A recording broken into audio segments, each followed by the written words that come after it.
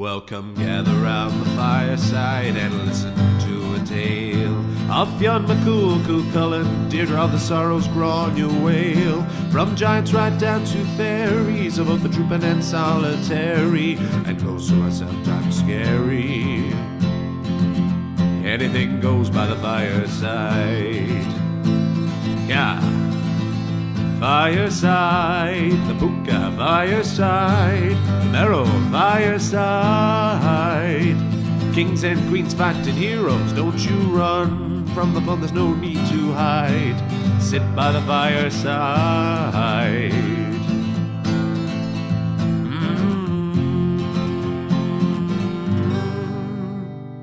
Fireside.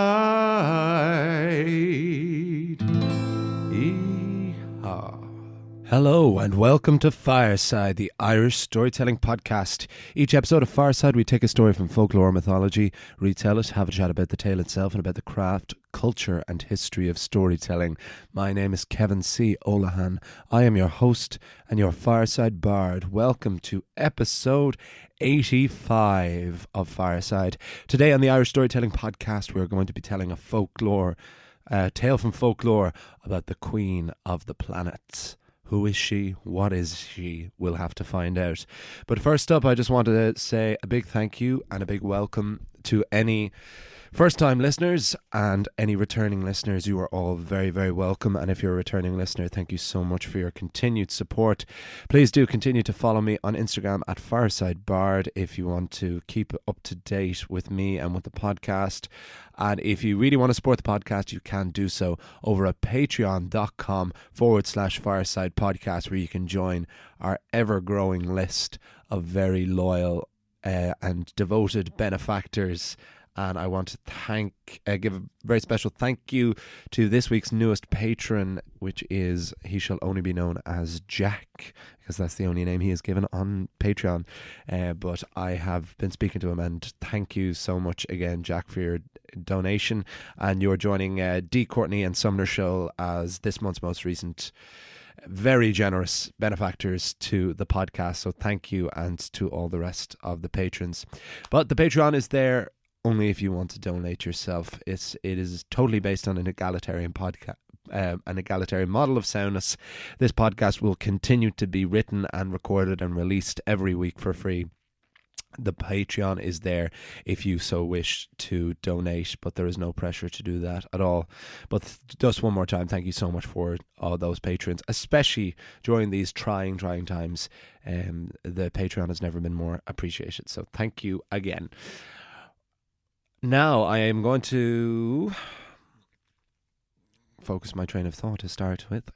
I am returning once again from the beautiful surroundings of the Head Stuff Podcast Network studio in Dublin. This is only the third episode I think I've recorded back in the studio since the lockdown, and now, God, in the last week, Kildare, Laois and Offaly have gone back. 3 counties in Ireland have gone back into quarantine. So if the country, and indeed the wider world afield, needed a reminder that we are not out of the woods yet, certainly not at the time of the recording of this episode, it was the events of the last weekend. The masks have become compulsory now in all shops in Ireland, which is absolutely for the best. I mean, I do confess I have been caught a couple of times where I've changed a jacket or something, and I just haven't had a mask on me, and I've been refused at the door of places, and I think that is absolutely fair enough. And I'm delighted to see retail outlets particularly taking a stand and really hammering home that we all just need to stick together on this and weather hopefully this last few bits of the storm. And in an incredible allegory there, or incredibly terrible metaphor. But yeah, it's still very trying times here in Ireland and indeed the world. So hopefully, if you're listening to this episode of the podcast in a year's time, this will all be a distant memory. But for now, it is very much the present. And that's why I like recording these episodes fairly I like to keep them fairly up to date. I like to write ahead of time, but as far as the recordings go, I like to just be as up to date as possible, especially at a time like this where just everything seems to be changing every day. But the podcast will continue to go on throughout all of this, as long as there are you all to listen to it. So I'm going to get down to the story now.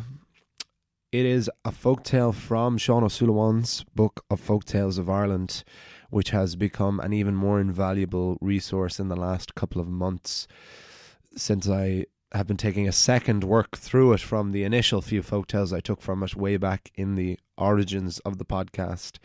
This was a story that I always really liked the name of. It obviously is very unlike a usual name for a folktale. It's much more like a name from a science fiction story, but it is very much a piece of Irish folklore, as you will soon find out. And we will just tell the story and we'll talk a bit more about it afterwards. But this is The Queen of the Planets on Fireside.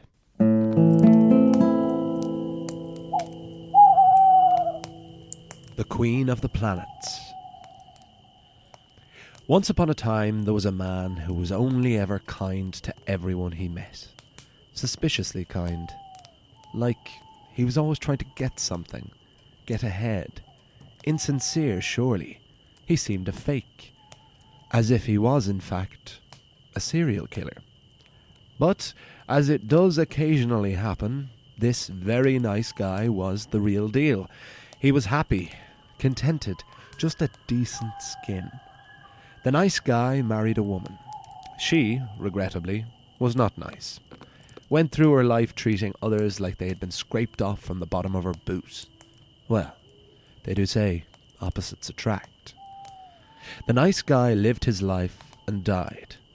And as rotten luck would have it, those 2 days of the wake and the funeral were two of the wettest and windiest days of the year. And to make matters worse, it was in the height of the summer. Only for the man had been so good to everyone he had met, there wouldn't have been one sinner at the funeral. The mourners grieved as the body was descended into the mucky and sludgy hole. Not long after, wife followed husband to the grave. But the nasty woman's funeral was just about as nice a 2 days as you could hope to live or die on. Sun splitting the gravestones. In life, the couple had had one daughter. Now grown, the daughter was greatly bothered by the weather conditions of her respective parents' funerals. Why is it, she thought, that my father was so good to people, and he was buried in miserable muck, while my mother, who treated Dad worse than she treated me, she was placed into the ground like a rare and endangered flower. The daughter vowed to not spend a second night or eat a second meal in any home until she had solved this great cosmic mystery. The young woman's journey began, and on the end of that first evening she knocked on the door and found lodgings in the house of a woman with 3 daughters. The child of naughty and nice was more than welcome in this woman's house. While she ate a delicious home-cooked meal, the woman of the house asked our hero to tell her tale. When all was told, the woman said, "That is indeed quite a woe. I'll tell you what, if you ever do find out the answer to that, can you ask the person who has the answer, why is it that no one wants to marry my eldest daughter? She's every bit as kind or good-looking as the other 2, but nobody seems to want her." The young woman said she would, and tried to forget about how problematic she thought this statement had been. The next night, the daughter found lodgings with a smith. When she had told him of her quest, the smith said, "If you find your answer, can you also find out why it is that I am so poor? I work dawn till dusk, Monday till Sunday, and I never seem to have a penny to my name. It doesn't make any sense." The daughter was becoming mildly irritated that all these other troubles were being piled on her like an endgame buckaroo. But she was nonetheless grateful for the hospitality, so she said she would find out what she could. Another day's walk found the young woman at the fireside of a farmer. As they sat, the farmer then added his troubles. "There is a thatched part of my roof that, thicken as I may, always leaks when it rains. If you could find out why, I would be very grateful. I have enough to be worrying about without your leaky roof." The daughter had grown impatient with these selfish hosts and their woes. But then she felt bad. Maybe there was more of her father in her than her mother after all. So she said, "I'll find out what I can." The fourth day came and went, and the daughter of good and bad could find no home to give her lodgings for the night. Eventually, she came to a house with lights in all the windows, but no answer to a knock at the door. However, a gentle push of the wood led to the discovery that the house was unlocked.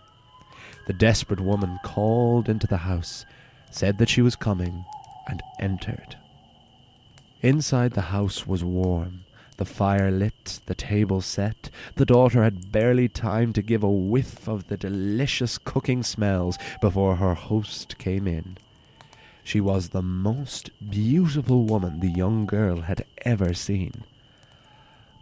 "Ah, hello, you look freezing, my dear. Sit down and warm yourself. I'm just putting the final touches to dinner." The young woman thought her host was being surprisingly nice, considering she had essentially broken into her home. But she was cold and hungry, and no closer to finding any answers. Much to her relief, the woman of the house did not ask the daughter for her story, and did not look to add any further woes to the young girl's already troubled mind. She was shown to her bed. Comfortable though it was, she could not get to sleep. From her bed, the daughter could still see into the kitchen area of the home. There was a great big metal pot, a cauldron even, that was boiled and bubbling over its rim. The young woman thought the host would surely come over to put out the fire beneath and cool the pot, but she didn't. Instead, the daughter watched in sheer disbelief as the woman of the house stood on a stool and dove headfirst into the boiling pot. Soon all that was visible of her was her boots. The daughter thought the woman surely dead, but she was too terrified to help. But help was not needed, because after a time the host arose from the boiling waters unburnt, and not even, it seemed, wet. Things only escalated or descended from there. Still pretending to be asleep, with one open eye, the daughter watched in horror as the woman of the house stood again on that stool, threw a rope over the rafters of the house, tied a noose around her neck, and kicked the chair out from underneath. The daughter watched with both eyes open as the woman kicked and spluttered until she was still. But again, she did not die. Still she was for just a few moments. Then, with newborn vigour, cut the rope from round her neck and proceeded to her next dreadful task. The woman of the house slit her throat from ear to ear and bled out on the floor, before arising and mopping up like she had just spilled red wine. Next, the woman got a jangling sack full of money and spent time counting out gold and silver coins on the table before returning them to the bag. That wasn't so bad, the daughter thought, still cowering in bed. Finally, the woman of the house put on a beautiful dress, sat by the fireside, and read a book. The milder the activities became, the more insane the daughter in bed felt she was becoming. After she had read her book, the Bananti came to the door of the bedroom. "Are you asleep?" The girl in bed said nothing. "I know you're not. You saw what I did tonight, didn't you?"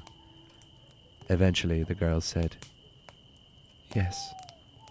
And tell me, have you ever heard of the Queen of the Planets?" Again, "Yes. Well, I am she, and when you saw me boil in that pot, that is the fate of every child born during that time. As for every other task I performed, hanged, throats cut, counting coins, or reading in a pretty dress, so too will be the deaths of every man and woman born on this night while I performed those acts. Now, I know why you have come here tonight. Your father was buried in muck and rain, but he was kind to everyone he ever met. Those 2 days of rain were as long as his time in purgatory lasted. Your mother, however, those 2 fine days for her funeral were the last fine days she will ever know. The girl said nothing. The Queen of the Planets went on. Now, on your way back, I know you have some stops to make. Tell the woman that if her eldest daughter carries her to Mass 2 Sundays in a row, everyone will think the better of her. Tell that smith that no luck ever came to one who works that hard. And tell the farmer that if he doesn't want his roof to leak, to return that stolen straw. The next morning, the daughter prepared for her homeward journey. After all she had given, the Queen of the Planets had a parting gift. Here is a brazen apple. On your journey home, you will encounter the demented spirit of your own mother. She is currently being eternally pursued by 2 mastiffs. She will try and stop you from returning home and telling her fate. You must throw this apple and land it in her mouth. After all she had seen and heard the previous night, the daughter actually thought this was quite tame. That is until she was on the road that night, and from behind her came sprinting the rotting corpse of her wicked mother.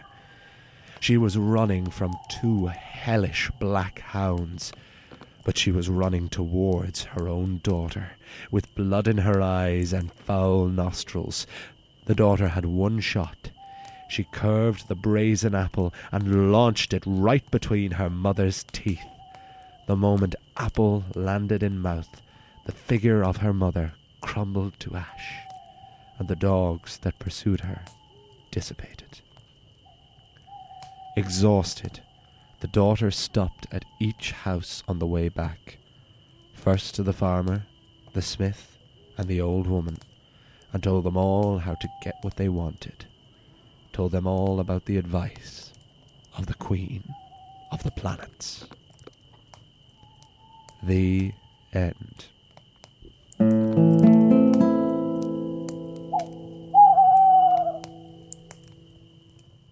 And that was the tale of the Queen of the Planets on Fireside, and I hope you all enjoyed it.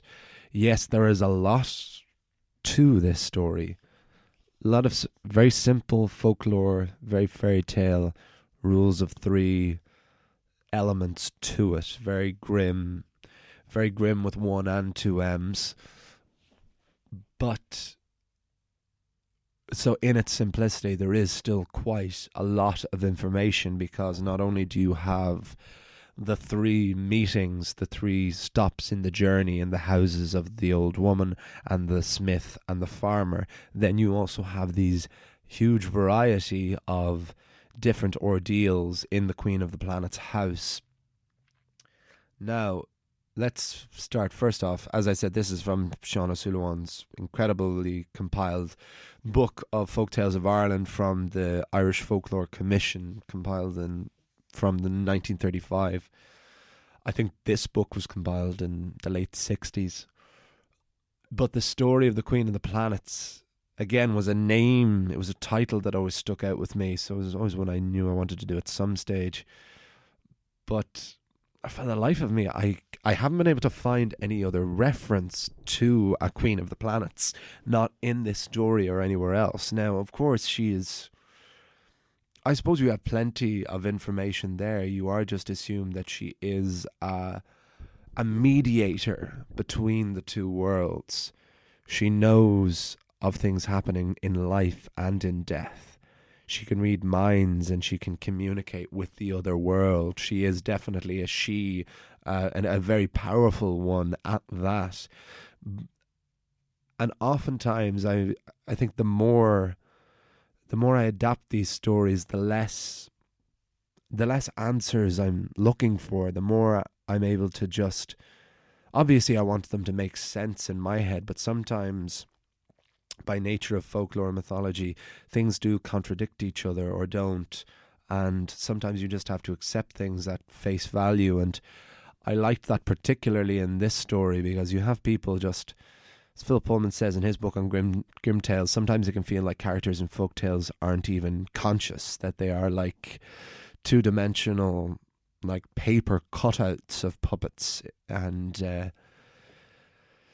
you have that in case here, that just the characters understand who the Queen of the Planets is, but the storyteller doesn't even necessarily, because the storyteller doesn't give any context. And so there was no further context for me to give here. But then again, maybe it isn't necessary. Maybe it's enough to just hear this name and to just let your imagination visualize her. I mean, I can visualize this woman. I have a Queen of the Planets in my head. I have a Queen of the Planets voice I was doing there based on what I visualize, and I won't tell you who it is. But yeah, so I think that was enough. It's enough for us to just hear Queen of the Planets and then let our imaginations go from there. But then, yes, we have these variety of gruesome acts that she commits. First, she boils herself alive in her pot. Then she hangs herself. Then she slits her own throat and bleeds out on the floor. Then and after those, she counts money. And then she puts on a pretty dress and sits reading a book. Those are the order that things go in, you know. That's not an order you think. It is a particularly demented way or series of events. And they get less and less gruesome. Well, they get increasingly gruesome and then less and less so. But all of them are fates of anyone who was born during those moments. So if she boils herself alive for 60 seconds, any child born anywhere in the world in those 60 seconds, they are going to die by being boiled alive. And likewise, the hanging, anyone born while she was hanging from that rope, that is how they are going to die. And this is a story element that I haven't encountered before. I'm sure I will encounter it again because it's so strong. And that is what is the grimmest about the Queen of the Planets is, you know, the predicting of the death of newborn babies, even though they won't be necessarily newborn babies at that point. You know, if a baby was born while she was hanging, it obviously doesn't mean that baby is going to be hung. They could be in their 80s when they're hanged, but they will be hanged. That is how they are going to die. And is this what she does? You know, is this just the day-to-day life of the Queen of the Planets? She goes about her days doing various activities, dictating the fates of all of these various unfortunate people or fortunate people. You know, we have counting gold coins. We would like to think that we wouldn't like to spend our life counting gold coins, but I suppose in the act of counting them wouldn't be the worst way to die. And certainly the idea of reading a book in a lovely dress by the fireside is as good a death as any of us could ever hope for. I love the detail of the dress because you like to imagine that it isn't just dress, you know, that it is just dressed smartly regardless. But I like the idea of a few of the guys who are going to die there being dressed beautifully in a lovely dress, reading a book as well, that they don't have to be dressed up in their own suits.